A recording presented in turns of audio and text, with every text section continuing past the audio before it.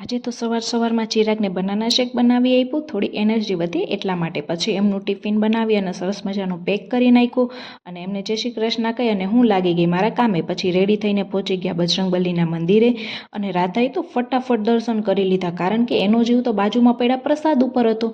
પછી ત્યાં બેઠી બેઠી એ પ્રસાદ ખાય છે અને હું પણ થોડી વાર ત્યાં બેઠી, થોડું ભજન કર્યું અને આ રાધાનો જીવ હજુ એ પ્રસાદમાં જ હતો. પછી પ્રદક્ષિણા કરી મંદિરની, તો રાધા પણ મારી જોડે પ્રદક્ષિણા કરતી હતી. ત્યાં શીતળા માતાનું મંદિર હતું, ત્યાં શિવલિંગ પણ હતી. અને આજે તમારે જય બજરંગબલી કોમેન્ટમાં લખવાનું છે.